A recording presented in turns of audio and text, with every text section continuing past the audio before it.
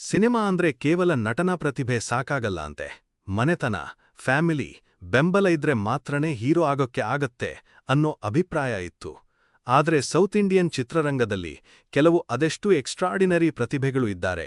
ಯಾರಿಗೂ film background ಇಲ್ಲದಿದ್ರೂ ಅವರು ತಮ್ಮ ಹೋರಾಟದಿಂದ ಸ್ಟಾರ್ ಆಗಿದ್ದಾರೆ. ಎಸ್, ಇವರು ಪ್ರೊಡ್ಯೂಸರ್ಸ್ ಮಗನೂ ಅಲ್ಲ, ಸ್ಟಾರ್ ಆಗಿದ್ದ ಅಪ್ಪನ ಮಗನೂ ಅಲ್ಲ. ಝೀರೋ ಕನೆಕ್ಷನ್ ಇದ್ರೂ today they rule millions of hearts across India.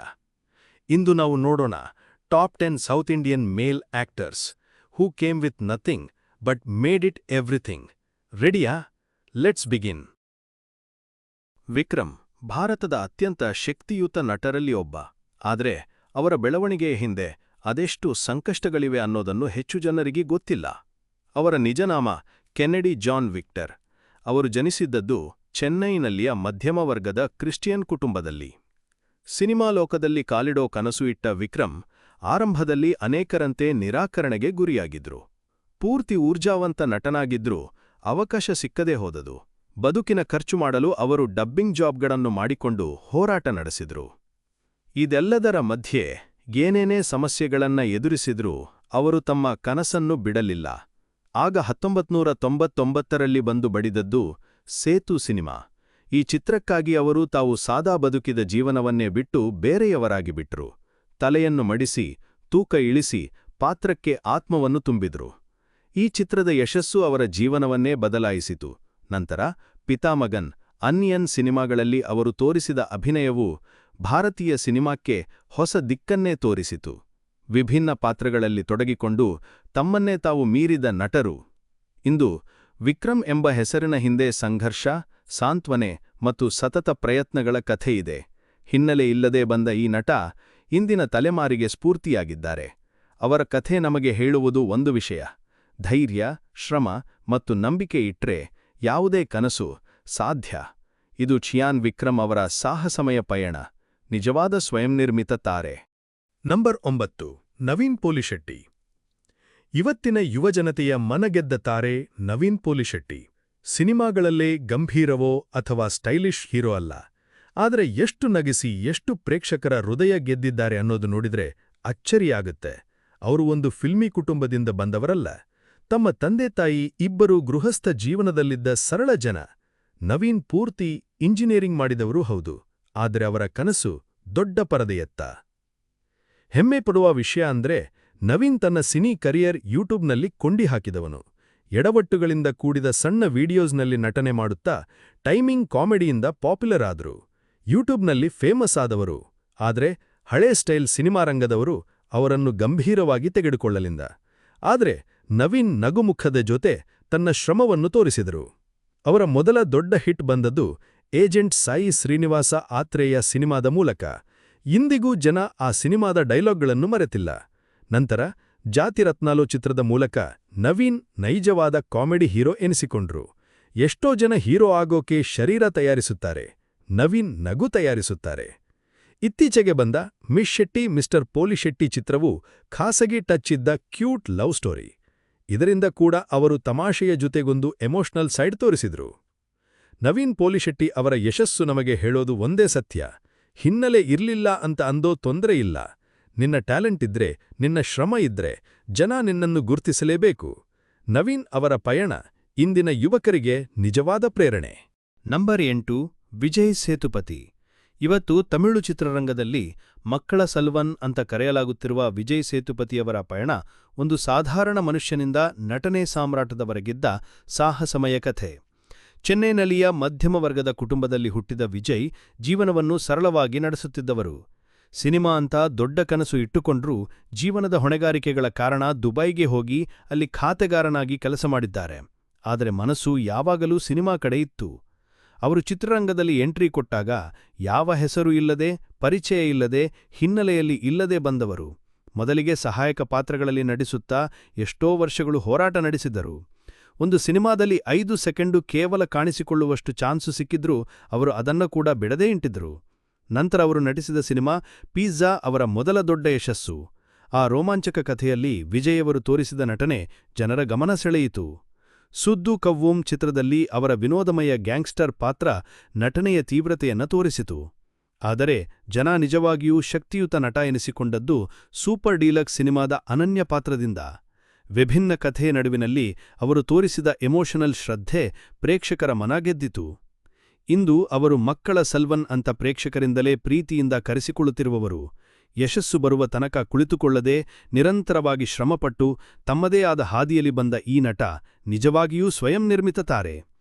Vijay ಸೇತುಪತಿಯವರ ಕಥೆ ನಮಗೆ ಹೇಳೋದು, ಹೆಸರು ಇಲ್ಲದವರು ಕೂಡ ಶ್ರಮದಿಂದ ಮತ್ತು ನಂಬಿಕೆಯಿಂದ ತಮ್ಮದೇ ಆದ ಸ್ಥಾನ ನಿರ್ಮಿಸಿಕೊಳ್ಳಬಹುದೆಂಬುದನ್ನ. ನಂಬರ್ 7 ಶ್ರೀ ವಿಷ್ಣು. ಈಗ ತಮಗೆ ಹೇಳುತ್ತೀರಾ ಎನ್ನುವ ನಟ ಹೊಮ್ಮಿಕೊಂಡಿದ್ದಾರೆ ಯಾವುದಾದರೂ ದೊಡ್ಡ ಸ್ಟಾರ್ ಹಿನ್ನೆಲೆಯಿಂದ ಅಂತ.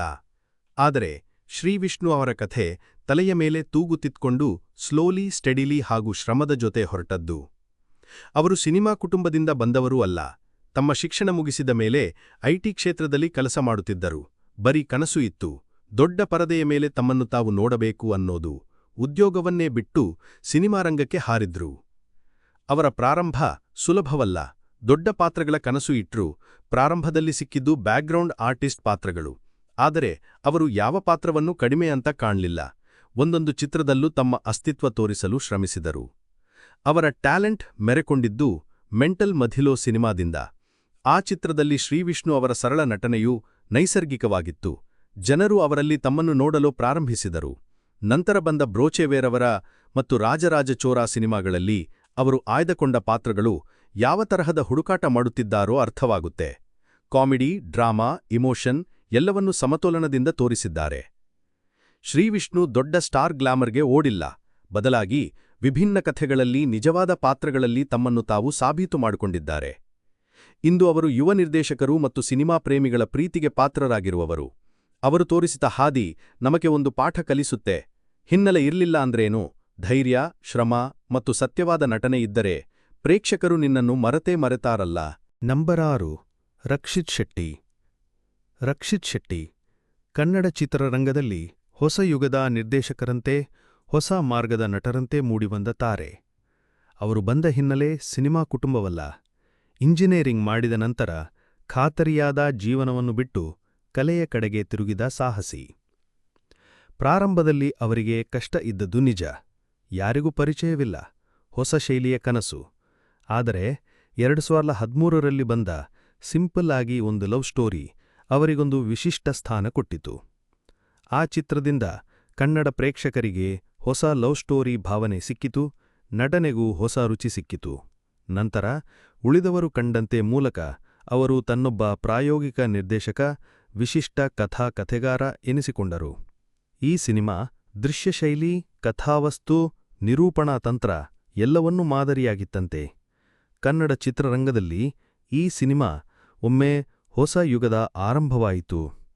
ಅವರ ತೀವ್ರ ಶ್ರಮ, ಸಿನಿಮಾ ಪ್ರತಿ ಕೋನವನ್ನು ನಿಖರವಾಗಿ ನೋಡುವ ಚಟ ಎಲ್ಲವನ್ನೂ ಇಟ್ಟುಕೊಂಡು ಅವರು ತಾವು ಮಾಡುತ್ತಿರುವ ಸಿನಿಮಾಗಳಲ್ಲಿ ನಿಜವಾದ ಜೀವ ತುಂಬುತ್ತಾರೆ. ಇತ್ತೀಚೆಗಿನ 777 ಚಾರ್ಲಿ ಸಿನಿಮಾವೂ ಅದಕ್ಕೆ ಉದಾಹರಣೆ. ಮಾನವೀಯ ಭಾವನೆಗಳು, ಬದುಕಿನ ಅರ್ಥ ಇವೆಲ್ಲವೂ ನಿಜವಾದ ಚಿತ್ರಕಲೆ. ಈ ಸಿನಿಮಾದ ಮೂಲಕ ಅವರು ನಟನೆ, ಕಥೆ ಮತ್ತು ನಿರ್ದೇಶನ ಎಲ್ಲವನ್ನೂ ಒಂದೇ ಹಾರದಂತೆ ಜೋಡಿಸಿದರು. ಇಂದು ರಕ್ಷಿತ್ ಶೆಟ್ಟಿ ಕನ್ನಡ ಚಿತ್ರರಂಗದ ಕಂಠಸ್ವರ. ಯಶಸ್ಸು ಅವರಿಗೆ ಸಹಜವಾಗಿ ಬರಲಿಲ್ಲ. ತಮ್ಮದೇ ಹಾದಿ ತಾವೇ ತೆರೆಯಬೇಕಾಯಿತು. ಆದರೆ ಅವರು ಕಲೆಯನ್ನು ಆರಿಸಿಕೊಂಡು ಶ್ರಮದಿಂದ, ತಾಳ್ಮೆಯಿಂದ, ಪ್ರಾಮಾಣಿಕತೆಯಿಂದ ಮುಂದೆ ಬಂದರು. ಇಂದಿನ ತಮಿಳು ಚಿತ್ರರಂಗದಲ್ಲಿ ಪ್ರೀತಿ, ನಗು ಹಾಗೂ ಪ್ರಾಮಾಣಿಕತೆಯ ಪ್ರತೀಕವಾಗಿರುವ ನಟ ಶಿವಕಾರ್ತಿಕೇಯನ್. ಅವರ ಹಿಂದೆ ಯಾರೂ ಸಿನಿಮಾ ಹಿನ್ನೆಲೆ ಇಲ್ಲ, ಯಾವ ದೊಡ್ಡ ಸ್ಟಾರ್ ಪರಿಚಯವೂ ಇಲ್ಲ. ಆದರೆ ಇಂದು ಅವರು ಹಾಸ್ಯ, ಸಂವೇದನೆ ಹಾಗೂ ಹೃದಯ ಸ್ಪರ್ಶಿ ಪಾತ್ರಗಳಿಂದ ಲಕ್ಷಾಂತರ ಪ್ರೇಕ್ಷಕರ ಹೃದಯ ಗೆದ್ದಿದ್ದಾರೆ. ಆರಂಭದಲ್ಲಿ ಅವರು ಮಿಮಿಕ್ರಿ ಕಲಾವಿದಲಾಗಿ ಮತ್ತು ಟಿವಿ ಆಂಕರ್ ಆಗಿ ಜನರ ಮುಂದೆ ಬಂದರು. ಸಣ್ಣ ಸ್ಕಿಟ್ಗಳಲ್ಲಿ ನಗು ತರಿಸುತ್ತಾ ತಮ್ಮ ಪ್ರತಿಭೆಯನ್ನು ತೋರಿಸುತ್ತಾ ಬಂದವರು. ಬಹುಮಾನ, ಪ್ರಶಸ್ತಿ, ಪ್ರಶಂಸೆ ಎಲ್ಲವೂ ಟಿವಿಯಲ್ಲಿ ಸಿಕ್ಕಿದರೂ ಹಿರಿತೆರೆ ಅವರಿಗೆ ಸುಲಭವಾಗಿ ಬಾಗಿಲು ತೋರಲಿಲ್ಲ. ಅವರ ಸಿನಿಮಾ ಪ್ರಾರಂಭ ಮರೀನಾ ಮೂಲಕ ಆಯಿತು. ನಗುಮುಖದ ಹುಡುಗ, ಸರಳ ಪಾತ್ರ, ಆದರೆ ಅದರೊಳಗೆ ಒಬ್ಬ ಪ್ರತಿಭಾವಂತನ ಬೆಳಕು ಹೊಳೆಯುತ್ತಿತ್ತು. ಹಾಸ್ಯವನ್ನ ಸೀರಿಯಸ್ನೆಸ್ ಜೊತೆಗೆ ಮಿಕ್ಸ್ ಮಾಡೋ ಕಲೆ ಶಿವಕಾರ್ತಿಕೇಯನ್ ಅವರಿಗೆ ಬೇರೆ ಲೆವೆಲ್. ಡಾಕ್ಟರ್ ಸಿನಿಮಾದಲ್ಲಿ ಅವರು ತೋರಿಸಿದ ತಾಳ್ಮೆ, ಭಿನ್ನ ಶೈಲಿ ಮತ್ತು ನಿಯಂತ್ರಿತ ಅಭಿನಯ ಅದು ಅಭಿಮಾನಿಗಳನ್ನು ಮತ್ತಷ್ಟು ಹತ್ತಿರ ತರಿತು.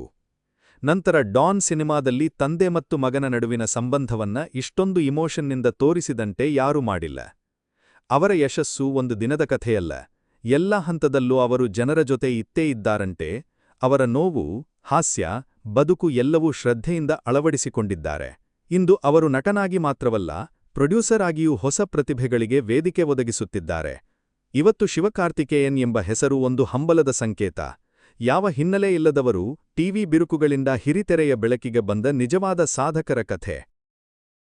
ನಂಬರ್ 4 ನಾನಿ. ಹೆಸರು ನವೀನ್ ಬಾಬು ಘಂಟಾ. ಆದರೆ ಇವತ್ತು ಇಡೀ ದೇಶವೇ ಅವರನ್ನು ಪ್ರೀತಿಯಿಂದ ನ್ಯಾಚುರಲ್ ಸ್ಟಾರ್ ನಾಣಿ ಅಂತ ಕರೀತಿದೆ. ಟಾಲಿವುಡ್ನ ಅತ್ಯಂತ ವಿಶಿಷ್ಟ ನಟರಲ್ಲಿ ಒಬ್ಬ. ಹೀರೋ ಆಗಬೇಕೆಂಬ ಕನಸು ಕಂಡಾಗ ಅವರಿಗೆ ಬೆನ್ನು ತಟ್ಟಿ ನೀನು ಮಾಡಬಹುದು ಎಂದು ಹೇಳಿದವರು ಯಾರೂ ಇರಲಿಲ್ಲ. ಆದರೂ ಅವರು ತಮ್ಮ ಕನಸಿಗೆ ತಾವೇ ದಾರಿ ಹಾಕಿದವರು. ಚಿತ್ರರಂಗಕ್ಕೆ ನೇರವಾಗಿ ಹೀರೋ ಆಗಿ ಬಂದವರು ಅಲ್ಲ. ಮೊದಲು ಅಸಿಸ್ಟೆಂಟ್ ಡೈರೆಕ್ಟರ್ ಆಗಿ ಕೆಲಸ ಆರಂಭಿಸಿದರು. ನಂತರ ಆರ್ಜೆ ಆಗಿ ಕೆಲಸ ಮಾಡುತ್ತಾ ಇತರರ ಧ್ವನಿಗೆ ಪ್ರಭಾವ ನೀಡುತ್ತಿದ್ದರು. ಆದರೆ ನಾನಿಯವರೊಳಗೆ ಒಂದು ನಟನೆಗೆ ಹಂಬಲ ಇದ್ದದು ಮಾತ್ರ ನಿಜ. ಸಿನಿಮಾ ಸೆಟ್ಗಳಲ್ಲಿ ಕೇವಲ ನೋಟಗಳಿಂದ ಕಲಿಯುತ್ತಾ ತಾವೇ ಒಬ್ಬ ಕಲಾವಿದನಾಗಿ ರೂಪುಗೊಂಡರು. ನಾನಿ ಅವರ ಮೊದಲ ಸಿನಿಮಾ ಅಷ್ಟಚೆಮ್ಮ. ಒಂದು ಸರಳ ಕಥೆ, ಆದರೆ ನಟನೆ ಮಾತ್ರ ತುಂಬಾ ನೈಸರ್ಗಿಕ. ಆ ಚಿತ್ರದಿಂದಲೇ ಪ್ರೇಕ್ಷಕರ ಹೃದಯ ಗೆದ್ದರು. ಅದರ ನಂತರ ಈಗ ಎಂಬ ವಿಭಿನ್ನ ಕಥಾಹಂದರದ ಚಿತ್ರದಲ್ಲಿ ಅವರು ತೋರಿಸಿದ ಭಾವನೆ ಮತ್ತು ಸಂಯಮ ಪಾತ್ರಕ್ಕಿಂತಲೂ ಜೀವಂತವಾಗಿತ್ತು. ಜರ್ಸಿ ಸಿನಿಮಾ ನಾಣಿಯವರ ನಟನೆಯ ಎತ್ತರ. ಅಲ್ಲಿ ತಂದೆಯ ಹೊಣೆಗಾರಿಕೆ, ಕನಸು, ನೋವು ಮತ್ತು ಬದುಕಿನ ಅರ್ಥವನ್ನು ಅವರು ಅದೆಷ್ಟು ನಿಖರವಾಗಿ ತೋರಿಸಿದ್ದಾರೆ. ಆ ಸಿನಿಮಾ ಕೇವಲ ಕಥೆಯಲ್ಲ, ಅದು ಪ್ರೇಕ್ಷಕರ ಮನಸ್ಸಿಗೆ ತಾಕುವ ಒಂದು ಸತ್ಯ ಜೀವನದ ಅನುಭವ. ಇತ್ತೀಚಿನ ದಸರಾ ಸಿನಿಮಾದಲ್ಲಿ ನಾನಿ ಮಳಿದ ಶೈಲಿ, ಹಳ್ಳಿಯ ದೃಢತೆ ಮತ್ತು ಮನಸ್ಸಿನ ತೀವ್ರತೆಯ ಅಭಿನಯ ಮತ್ತೊಮ್ಮೆ ಅವರು ಎಲ್ಲಿ ತಲುಪಬಹುದು ಎಂಬುದನ್ನ ತೋರಿಸಿತು. ಅದು ಪೂರ್ತಿಯಾಗಿ ವಿಭಿನ್ನ ನಾಣಿ. ನಾನಿ ಅವರನ್ನು ನೋಡಿ ನಾವು ಕಲಿಯಬಹುದಾದದ್ದೆಂದರೆ ನಟನೆ ಅಂದರೆ ನೈಸರ್ಗಿಕತೆಯ ಆಟ. ನಿಜವಾದ ಭಾವನೆಗಳು ಇರಬೇಕು. ದೊಡ್ಡ ಜಾಹೀರಾತು ಇಲ್ಲದಿದ್ದರೂ, ಸ್ಟಾರ್ ಇಮೇಜ್ ಇಲ್ಲದಿದ್ದರೂ, ಕೇವಲ ನಂಬಿಕೆಯ ಮೂಲಕ ಪ್ರೇಕ್ಷಕರ ಹೃದಯ ಗೆಲ್ಲಬಹುದು ಎಂಬುದನ್ನು ಅವರು ತೋರಿಸಿದ್ದಾರೆ. ಇದು ನಾನಿಯ ಕಥೆ. ಹೃದಯದಿಂದ ಬಂದ ನಟನೆ, ಪ್ರಾಮಾಣಿಕ ಪ್ರಯತ್ನ ಮತ್ತು ನೆಚ್ಚಿನ ವ್ಯಕ್ತಿತ್ವದ ಒಂದು ಮ್ಯಾಜಿಕ್. ನಂಬರ್ 3 ಧನುಷ್. ಒಬ್ಬ ಬಾಡಿದ ಶರೀರ, ಸರಳ ಮುಖ, ಸ್ಟಾರ್ ಇಮೇಜ್ ಇಲ್ಲದ ನಟನಿಗೆ ಹೀರೋ ಅಂತ ಕನಸು ಕಟ್ಟೋಕೆ ಜನ ಬೆದರುತ್ತಾರೆ. ಆದರೆ ಧನುಷ್ ತಮಿಳು ಚಿತ್ರರಂಗದಲ್ಲಿ ತನ್ನದೇ ಆದ ಓರೆಯ ಹಾದಿ ತೋರಿಸಿದ ಒಬ್ಬ ವಿಸ್ಮಯದ ಕಲಾವಿದ. ಅವರ ಸಿನಿಮಾ ಆರಂಭ ತುಲ್ಲುವದೋ ಇಲ್ಲಮೈ ಎಂಬ ಸಣ್ಣ ಹೃದಯದ ಕಥ ಮೂಲಕ. ಅಲ್ಲಿ ಅವರು ಬರುವ ಸ್ವಾಭಾವಿಕ ಹೋರಾಟ, ಯುವ ಮನಸ್ಸುಗಳ ಅಸ್ಥಿರತೆ ಎಲ್ಲವನ್ನೂ ಪ್ರಾಮಾಣಿಕವಾಗಿ ತೋರಿಸಿದರು. ಆಗ ಜನ ಕೇಳಿದ್ರು, ಇವನು ಹೀರೋ ಆಗ್ತಾನಾ? ಆದರೆ ಧನುಷ್ ಉತ್ತರ ಹೇಳಿಲ್ಲ. ಬದಲಾಗಿ ಅವರ ಕೆಲಸವೇ ಉತ್ತರವಾಗಿ ನಿಂತಿತು. ಒಬ್ಬ ಆಕ್ಷನ್ ಹೀರೋ, ಒಬ್ಬ ಲವರ್ ಬಾಯ್, ಒಬ್ಬ ಎಮೋಷನಲ್ ಫಾದರ್. ಯಾವ ಪಾತ್ರವನ್ನೇ ಕೊಟ್ಟರೂ ಅವರು ನಿಜವಾದ ವ್ಯಕ್ತಿಯಂತೆಯೇ ಜೀವನ ಕೊಡೋ ನಟ. ಪೊಲ್ಲಾದವನ್, ಆಡುಕಲಂ, ರಾಂಜ್ನಾ ಪ್ರತಿಯೊಂದು ಚಿತ್ರದೊಂದಿಗೆ ಅವರು ತಮ್ಮ ಮಟ್ಟವನ್ನೇ ಮೀರಿದ್ರು. ಆದರೆ ತಾವು ನಿಜವಾಗಿ ಮರುಹುಟ್ಟು ಕಂಡದ್ದು ಅಸುರನ್ ಸಿನಿಮಾದಲ್ಲೇ. ಅದೊಂದು ಸಿನಿಮಾ ಅಲ್ಲ, ಅದು ಒಂದು ಹುಟ್ಟಾಟ. ಒಬ್ಬ ತಂದೆ, ಒಬ್ಬ ದಲಿತ ರೈತನ ಅಂತರಂಗ, ಎಲ್ಲಾ ನೋವು, ಹೋರಾಟ, ಅಸಹನೆ, ಶ್ರದ್ಧೆ ಈ ಎಲ್ಲವನ್ನೂ ಧನುಷ್ ತಮ್ಮ ನಂಟಿನಂತೆಯೇ ತೋರಿಸಿದ್ರು. ಅದರ ನಂತರ ಅವರು ರಾಷ್ಟ್ರೀಯ ಪುರಸ್ಕಾರವನ್ನು ತಾವು ತಕ್ಕವರಾಗಿ ಗೆದ್ರು. ಅಲ್ಲಿ ನಿಲ್ಲದೆ ಇಂದಿಗೂ ಅವರು ಹೊಸ ವಿಭಿನ್ನ ಕಥೆಗಳನ್ನೇ ಆರಿಸುತ್ತಿದ್ದಾರೆ. ಯಾವುದೇ ಗ್ಲಾಮರ್ಗೆ ಓಡದೆ ಶಕ್ತಿ ಹೊಂದಿರುವ ಕಥೆಗಳನ್ನೇ ಆಯ್ಕೆ ಮಾಡೋ ಧನುಷ್ ನಿಜವಾಗಿ ಕಲೆಯ ಸೆರೆಹಿಡಿಯುವ ವ್ಯಕ್ತಿ. ಇವತ್ತು ಅವರ ಚಿತ್ರವೊಂದು ಬರೋದಕ್ಕೆ ಮೊದಲು ಅವರ ಅಭಿನಯ ಹೇಗಿರುತ್ತೆ ಅಂತೆ ಜನ ಕಾಯ್ತಾರೆ. ಅವರ ಅಂಶಗಳು ನಮ್ಮೊಳಗಿನ ಭಾವನೆಗಳನ್ನು ಹಚ್ಚಿ ಉರಿಸಬಲ್ಲ ಶಕ್ತಿಯಿಡುತ್ತವೆ. ನಂಬರ್ 2 ವಿಜಯ್ ದೇವರಕೊಂಡ. ಒಬ್ಬ ಸಾದಾ ಹುಡುಗ, ತಲೆ ಮೇಲೆ ಸ್ಟೈಲ್ ಇಲ್ಲ, ಮಾತನಾಡುವ ಧಾಟಿ ಸರಳ, ಆದ್ರೆ ಕಣ್ಣಲ್ಲಿ ಬಿಕ್ಕಟ್ಟಾದ ಕನಸು. ಇವರು ವಿಜಯ್ ದೇವರಕೊಂಡ. ಟಾಲಿವುಡ್ನ ಯುವ ಹೃದಯ ಸ್ಪಂದನೆ ಮತ್ತು ಹೊಸ ತಲೆಮಾರಿಗೆ ಸ್ಫೂರ್ತಿ. ಪ್ರಾರಂಭದಲ್ಲಿ ಅವರನ್ನ ಗಮನಿಸಿದ್ದೇ ವಿರಳ. ಸಿನಿಮಾ ಹೋಟೆಲ್ಗಳಲ್ಲಿ ಓಡಾಡುತ್ತಿದ್ದ, ಸಣ್ಣ ಕಾರ್ಯಕ್ರಮಗಳಲ್ಲಿ ಕುಳಿತಿದ್ದ ಆ ಮೊದಲ ದಿನಗಳ ವಿಜಯ್ ಯಾವ ಹೀರೋ ಲುಕ್ಕಿಲ್ಲ, ಯಾವ ಗ್ಲಾಮರ್ ಇಲ್ಲ. ಆದ್ರೆ ತಾನೊಬ್ಬ ದಿನ ದೊಡ್ಡ ಹೀರೋ ಆಗ್ತೀನಿ ಅನ್ನೋ ಆತ್ಮವಿಶ್ವಾಸ ಮಾತ್ರ ಅವರಲ್ಲಿ ಎದ್ದು ಕಾಣುತ್ತಿತ್ತು. ಅವರ ಪ್ರಯಾಣ ಪ್ರಾರಂಭ ಆಯಿತು ಪೆಲ್ಲಿ ಚೂಪುಲು ಚಿತ್ರದೊಂದಿಗೆ. ಒಂದು ಸರಳ ಕಥೆ, ಆದ್ರೆ ಅದರಲ್ಲಿ ತೋರಿಸಿದ ನಟನೆಯ ಶುದ್ಧತೆ, ನವೀನತೆ ಜನ ಅವರತ್ತ ತಿರುಗಿ ನೋಡುವಂತೆ ಮಾಡಿತು. ಈ ಚಿತ್ರವೊಂದೇ ಅವರ ಜೀವವನ್ನೇ ಸವರಿಸಿತು.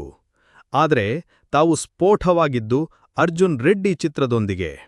ಆ ಪಾತ್ರ ಅಂದ್ರೆ ಕೋಪ, ಪ್ರೇಮ, ಪೀಡನೆ, ಏಕಾಂತ ಎಲ್ಲವನ್ನೂ ತೀವ್ರವಾಗಿ ತೋರಿಸುವ ಒಂದು ಹುಚ್ಚು ಹಾದಿ.